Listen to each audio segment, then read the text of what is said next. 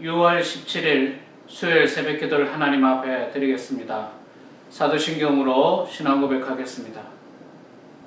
전능하사 천지를 만드신 하나님 아버지를 내가 믿사오며 그 외아들 우리 주 예수 그리스도를 믿사오니 이는 성령으로 잉태하사 동정녀 마리아에게 나시고 본디오 빌라도에게 고난을 받으사 십자가에 못 박혀 죽으시고 장사한 지 사흘 만에 죽은 자 가운데서 다시 살아나시며 하늘로 오르사 전능하신 하나님 우편에 앉아 계시다가 저리로서 산자와 죽은 자를 심판하러 오시리라.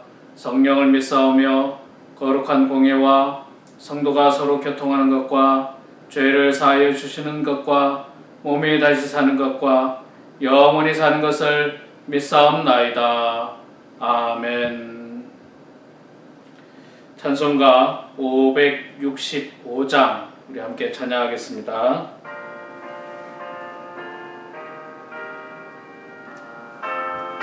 565장입니다.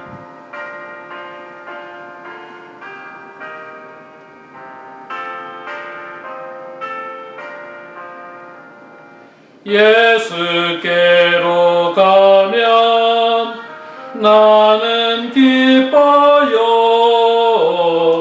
걱정 근심 없고 정말 즐거워. 예수께로 가면 나는 기뻐요. 나와 같은 아이 부르셨어요. 예수께로 가면 맞아주시고 나를 사랑하사 용서하셔요. 예수께로 가면 나는 기뻐요. 나와 같은 아이 부르셨어요.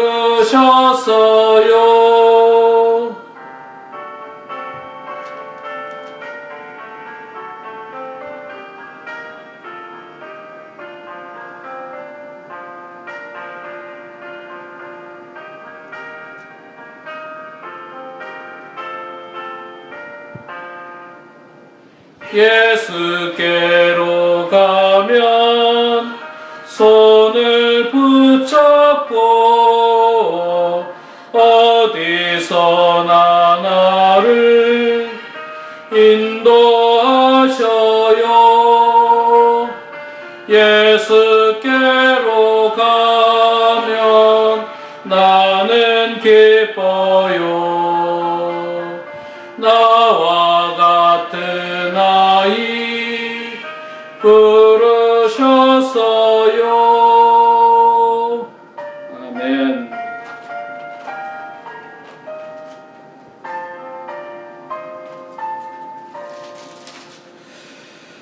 하나님 말씀은 에스겔서 40장 말씀입니다. 에스겔서 40장 1절에서 16절까지만 보실 때에 구약성경 1214면에 있습니다. 1214면 에스겔서 40장 1절에서 16절까지 말씀, 저랑 같이 성경을 봉독하도록 하겠습니다.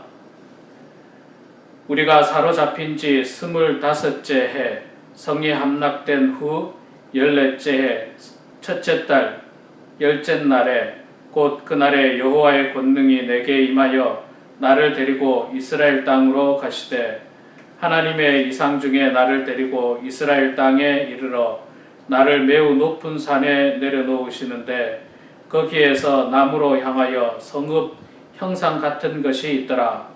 나를 데리시고 거기에 이르시니 모양이 놋같이 빛난 사람 하나가 손에 삼줄과 측량하는 장대를 가지고 문에 서 있더니 그 사람이 내게 이르되 인자야 내가 내게 보이는 그것을 눈으로 보고 귀로 들으며 내 마음으로 생각할지어다. 내가 이것을 내게 보이려고 이리로 데리고 왔나니 너는 본 것을 이스라엘 족속에게 전할지어다 하더라. 내가 본즉 집 바깥 사방으로 담이 있더라. 그 사람의 손에 측량하는 장대를 잡았는데 그 길이가 팔꿈치에서 손가락에 이르고 한 손바닥 너비가 더한 자로 6척이라. 그 담을 측량하니 두께가 한 장대요 높이도 한 장대이며 그가 동쪽을 향한 문에 이르러 층계에 올라 그 문의 통로를 측량하니 길이가 한 장대요 그 문 안쪽 통로의 길이도 한 장대며 그 문간에 문지기 방들이 있는데 각기 길이가 한 장대요 너비가 한 장대요 각 방 사이의 벽이 5척이며 안쪽 문 통로의 길이가 한 장대요 그 앞에 현관이 있고 그 앞에 안문이 있으며 그가 또 안문의 현관을 측량하니 한 장대며 안문의 현관을 또 측량하니 8척이요 그 문 벽은 2척이니라. 그 문의 현관이 안으로 향하였으며 그 동문간의 문지기 방은 왼쪽에 셋이 있고 오른쪽에 셋이 있으니 그 셋이 각각 같은 크기요 그 좌우 편 벽도 다 같이 같은 크기며 또 그 문 통로를 측량하니 너비가 10척이요 길이가 13척이며 방 앞에 칸막이 벽이 있는데 이쪽 칸막이의 벽도 한 척이요 저쪽 칸막이 벽도 한 척이며 그 방은 이쪽도 6척이요 저쪽도 6척이며 그가 그 문간을 측량하니 이 방 지붕가에서 저 방 지붕까지 너비가 25척인데 방문은 서로 반대되었으며 그가 또 현관을 측량하니 너비가 20척이요 현관 사방에 뜰이 있으며 바깥 문 통로에서부터 안문 현관까지 50척이며 문지기 방에는 각각 닫힌 창이 있고 문 안 좌우편에 있는 벽 사이에도 창이 있고 그 현관도 그러하고 그 창은 안 좌우편으로 벌려 있으며 각 문 벽 위에는 종려나무를 새겼더라. 아멘. 예, 오늘도 여러분들 말씀과 기도로 또 찬송으로 하루를 시작하는 여러분들 가운데 하나님의 큰 은혜와 축복이 있기를 소망합니다. 자, 오늘 6월 17일 수요일 새벽 수요일 아침입니다. 에스겔서 우리가 40장 말씀을 1절부터 16절까지 읽었습니다. 40장이 사실 굉장히 길죠. 49절까지 있는데 40장 말씀은 그 40장부터 41장, 42장까지 하나님께서 에스겔에게 그 환상을 또 보여줍니다. 근데 그 환상이 뭐냐면 그 말하자면 이스라엘의 성전의 회복을 말씀하고 있습니다. 성전을 보여주는 거예요. 성전을. 오늘 1절 말씀에 그 이야기를 하고 있죠. 여호와의 권능이 내게 임하여 나를 데리고 이스라엘 땅으로 갔다. 지금 에스겔은 이스라엘 땅에 있는 게 아니지 않습니까? 바벨론 땅에 있는데 하나님께서 환상 가운데 에스겔을 이스라엘 땅으로 보여주셨습니다. 그리고 5절 이하부터 지금 40장, 41장, 42장까지 성전과 관련된 그 모양, 그리고 그 모양도 그냥 대충 모양이 아니라 아주 정확한 치수를 재어가면서 하나님께서 에스겔에게 성전을 보여주고 있습니다. 오늘 40장 1절 말씀해 보면요, 이때가 언제냐 뭐 그렇게 이야기하는데 우리가 사로잡힌 지 25째 해. 그게 무슨 말입니까? 포로로 잡혀간 지 25년이 지난 때라고 말하는 겁니다. 포로로 잡혀가서 여러분 25년이 지났습니다. 25년이 어떻습니까? 이게 결코 짧은 세월이지 않습니다. 25년 동안에 그 사이에 태어난 아이들 같은 경우는 예루살렘을 본 적도 없는 아이들이고 25년 안에 태어난, 또 포로로 잡혀간 사람들도 예루살렘을 떠난 지가 25년이 지나버렸어요. 이 정도 되면 나라가 망해가지고 포로로 잡혀가서 25년이 지났어요. 이 정도 되면 어떻습니까?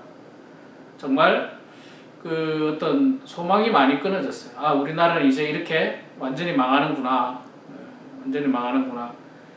이런 마음을 충분히 가질 수도 있는데 하나님께서는 에스겔에게 환상을 보여줍니다. 예루살렘 성전의 모습을 보여주는데 성전의 모습을 단순히 보여주는 게 아니라 3줄과 측량하는 장대를 가지고 그것을 다 측량하면서 하나씩 하나씩 보여주고 있는데 본문이 너무 길어서 오늘은 제가 5절 16절까지 읽었는데 5절부터 16절은 동쪽을 향한 문, 또 그 다음에는 뭐 바깥들, 북쪽을 향한 문, 남쪽을 향한 문, 또 뭐 서쪽 건물의 어떤 뭐 넓이, 그 다음에 안쪽들, 뭐 이런 어떤 성전과 관련된 어떤 건물의 다양한 모습들을 세부적으로 하나씩 하나씩 이렇게 말씀을 해주고 있습니다. 자, 그러면 이게 하나님께서 왜 지금 포로로 잡혀가지 25년이 된 이때에 에스겔에게 이런 환상을 보여주고 있는가? 그건 뭐냐면 여러분 이스라엘 백성들에게 성전은 뭡니까? 성전은 정말 그들에게 있어서 가장 귀중한 하나님의 임재를 상징합니다. 그런데 그 성전이 무너졌잖아요. 그런 상황에서 하나님께서 에스겔에게 이 성전을 다시 보여준다는 것은 절망 중에 있는 이스라엘 백성들에게 하나님께서 희망을 보여주고 있다는 겁니다. 희망을 선포하고 있다는 것입니다. 여러분 사람들에게 희망은 참 소중한 겁니다. 희망이 없는 인생은요 정말 불행한 인생이에요. 아무런 희망도 없고 아무런 소망도 없이 하루하루 시간을 보내는 것은 대단히 불행한 인생입니다. 그렇기 때문에 여러분 우리 늘 희망과 소망을 가지고 살아야 돼요. 목사님 나이가 지금 70이 넘어서 80이 되는데 무슨 소망이 있습니까? 왜 없습니까? 소망이 왜 없어요? 얼마든지 있습니다. 그리고 우리가 이 땅을 떠나는 것은 언제 갈지 아무도 몰라요. 여러분 그런 거 염려하실 필요 없습니다. 우리는 하루하루 우리에게 주어진 이 하루를 성실하게 살아가고 어떻게 하면 내가 선한 일을 할 것인가, 내가 어떻게 하면 하나님께 영광을 여드릴 것인가, 내가 어떻게 하면 주님의 몸된 교회를 잘 섬길 것인가에 대한 고민과 함께 소망을 가지는 거예요. 뿐만 아니라 우리는 장차 이 땅을 떠나게 되더라도 천국에 대한 소망이 있어야 됩니다. 천국에 대한 소망 없이 신앙생활하면 불행한 거예요. 불행한 겁니다. 그래서 여러분 우리가 소망을 가져야 되는데 하나님께서 지금 에스겔을 통해서 이스라엘 백성들에게 포로로 잡혀간 지 25년 후에 소망의 메시지를 주고 있어요. 성전의 환상을 보여주면서 소망의 메시지를 보여주고 있습니다. 자, 두 번째로 보면요. 하나님께서는 이 환상들을 통해서 이스라엘 백성들 마음뿐만 아니라 또 영적인 지도자들에게 하나님의 권능이 임할 것에 대한 그런 어떤 희망을 주고 있습니다. 하나님의 권능. 하나님은 25년이 지났지만 여전히 이스라엘 백성들과 함께 하십니다. 그 메시지를 이스라엘 백성들에게 주고 있는 거예요. 내가 너희들을 버린 게 아니다. 내가 너희들을 잊은 게 아니다. 비록 지금 25년이라고 하는 시간이 흘렀지만 여전히 나는 너희들을 향해서 주목하고 있다. 바라보고 있다. 그리고 너희들에게 희망을 주고 있고 또 하나님께서 임하실 때 그 권능 가운데 임하실 때 하나님께서 회복시켜 주실 것에 대한 말씀을 선포하고 있는 것입니다. 25년이 지나면 사람들 마음속에 그런 마음이 들 수도 있겠죠. 아, 이제 하나님께서 우리를 버리셨구나. 하나님께서 이제 우리를 잊으셨구나. 그런 마음을 가질 수도 있습니다. 그러나 하나님은 단 한시도 잊지 않습니다. 단 한순간도 당신의 백성에게 눈을 떼지 않습니다. 여러분 우리가 그렇지 않습니까? 우리도 우리 자녀들을 떨어져 살지 않습니까? 많은 경우 자녀들하고 떨어져서 사는 경우들이 많이 있는데 그렇다고 여러분들 자녀들을 사랑하는 마음, 자녀들에 대한 관심이 없어졌습니까? 그렇지 않죠. 매일매일 자녀들을 생각하고 행여나 무슨 일은 없을런지 생각하고 기도하는 게 그게 부모의 마음인데 25년이 지나도 똑같습니다. 과거에 우리나라에 한국 전쟁으로 말미암아서 많은 이산 가족들이 생겼지 않습니까? 자녀가 부모를 잃고 부모가 자녀를 잃고 형제가 형제를 잃어서 이산 가족으로 지내다가 뭐 극적으로 이산 가족 찾기를 통해서 만나는 경우들이 있고 또 북한에 있는 이산 가족들이 또 있지 않습니까? 그분들의 이야기를 들어보면 한시도 잊지 않았다는 거예요. 한시도. 특히 여러분, 자녀들은 부모를 잊을 수도 있어요. 자녀들은 이기적이기 때문에 그래요. 그러나 부모들은 자녀를 잊지 않습니다. 이스라엘 백성들은 25년이 지났기 때문에 하나님을 잊을 수도 있어요. 뭐 이제 하나님 우리를 버리셨고 우리 나라가 망했고 포로로 잡혀가서 25년 동안 지금 뭐 고향에 돌아가지도 못하고 있는데 하나님 우리 버리셨구나. 나도 이제 하나님에 대한 관심을 끊어야지. 그럴 수도 있습니다. 그러나 하나님은 이스라엘 백성들을 향한 관심을 끊은 적이 없습니다. 하루도 끊은 적이 없어요. 마치 우리 인간 생활 속에서 부모는요, 자식은 부모를 좀 잊을 수 있을지 몰라도 부모는 자식을 잊지 않습니다. 매일매일 기도합니다. 매일매일 생각합니다. 뭔 어려운 일은 없을지, 힘든 일은 없을지. 그게 부모 마음 아닙니까? 하나님 마음하고 똑같은 것 같습니다. 하나님 마음은 똑같습니다. 그래서 여러분, 우리는 하나님께서 지금 이스라엘 백성들은 하나님께서 보여주시는 에스겔을 통해서 보여주시는 이 환상을 통해서 그런 위로를 받고 또 소망을 가져야 되는 겁니다.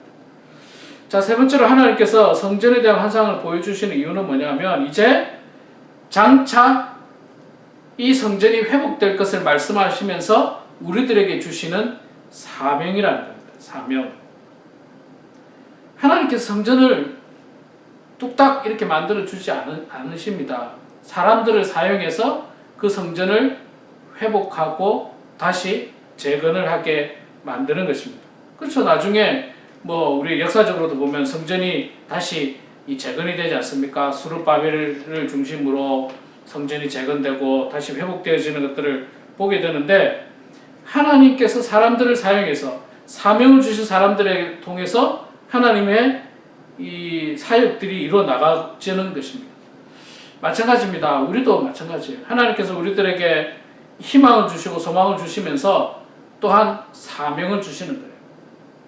우리가 주님의 몸된 교회를 위해서 해야 될 사명들이 있고 또 이 땅, 이 땅 썩어져가는 이 땅, 어두운 가운데 이 땅을 향하여 우리가 해야 되는 사명이 있다는 겁니다. 그 사명을 잘 감당하라고 하나님께서 환상 가운데 이렇게 성전의 모습을 보여주고 있습니다. 하나님은 우리를요, 성경 말씀을 통해서 사명을 주시고요. 또 성경 말씀을 통해서 이 세상의 어려움들을 통한 우리가 무엇을 해야 될 것인지를 깨닫게 해주시고 있다는 것입니다. 제가 지나간 몇 주 동안도 말씀을 드렸습니다만은 참 우리가 미국을 위해서 기도해야 될 사명이 있습니다. 회복되어져야 됩니다. 그래서 하나님은 우리들에게 이 미국 땅을 위해서 또 우리 교회를 위해서 우리 가정을 위해서 각자 여러분들의 삶의 자리에서 하나님의 사명을 잘 감당해서 정말 이 땅이 하나님이 기뻐하는 땅으로 다시 회복이 되기를 바라는 마음이 하나님에게 있는 것입니다.